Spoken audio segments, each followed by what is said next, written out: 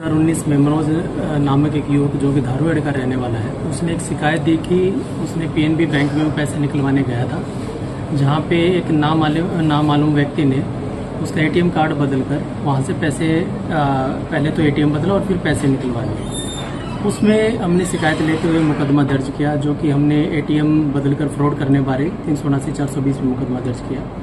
अब लगभग 6 साल के बाद जो मुख्य आरोपी था, और जब हमने इससे पूछताछ की, मुख्य आरोपी साजिद उर्फ सज्जी है, जो कि बेसिकली पलवल का रहने वाला है। इससे जो पूरी कंप्लीट हमारी पूछताछ है उसमें निकल के आया लगभग 20 मुकदमे इसके ऊपर दर्ज हैं, और लगभग 3 मुकदमों में ये पीओ चल रहा था। और हमारे अगर धारवाड़ा की बात करें तो 5 मुकदमे हमारे सेक्टर 6 धारवाड़ा के, 2 मुकदमे हमारे धारवाड़ा पुलिस स्टेशन के, और रोडाई थाने का 1 मुकदमा ऐसा है जिसमें कि काफ़ी लंबे समय से भगोड़ा घोषित था। तो ये आज हमने अरेस्ट किया है, और कंप्लीट पूछताछ में जो अब तक के तथ्य हमारे सामने आए हैं कि लगभग 20 मुकदमे इसके ऊपर दर्ज हैं, और उनके ऊपर सारों पे अभी जांच जारी है।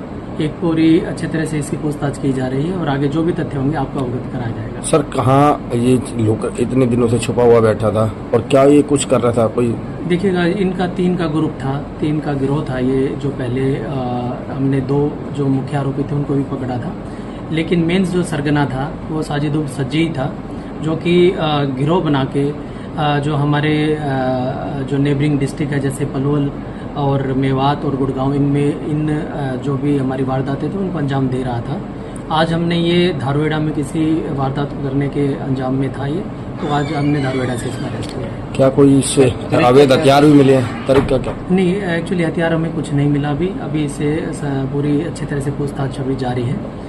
तरीका इसका ये था कि किसी भी अननोन किसी एटीएम में चला जाता था जिसमें कोई वृद्ध या फिर कोई युवती या फिर कोई वृद्ध महिला होती थी, उसको बातों में लगा लेता था, उसका एटीएम लेता था और उसका पिन कोड या तो पूछ लेता था या सिर्फ एटीएम बदल देता था। उसके बाद दूसरे एटीएम में जाके वारदात को अंजाम देता था, जिससे कि जिसका ये एटीएम बदलता था उसके अकाउंट से पैसे कट जाते थे। और लगभग 15 वारदात हैं ऐसी जो इसने रेवाड़ी में अंजाम दिया। सर, लगभग कितने रुपए ठगी किए इस मामले? अभी पूरी जो पूछताछ अभी बाकी है, अभी पूरे अच्छी तरह से पूछताछ इससे की जाएगी। 2 दिन के हमने रिमांड पे लिया है। रिमांड के दौरान जो भी तथ्य आएंगे उसके बाद आपको इससे अवगत कराया जाएगा। करते क्या है साजिद? साजिद इसी, जैसे मैंने आपको बताया कि गिरोह ही है इसका, यही धंधा करता है। इस पे काउस लॉटरिंग एक्ट के भी लगभग 5 मुकदमे दर्ज है, 2 307 के मुकदमे दर्ज है, और लगभग 11 के करीब जो मैंने बताया आपको एटीएम बदल के फ्रॉड करने के मुकदमे दर्ज है।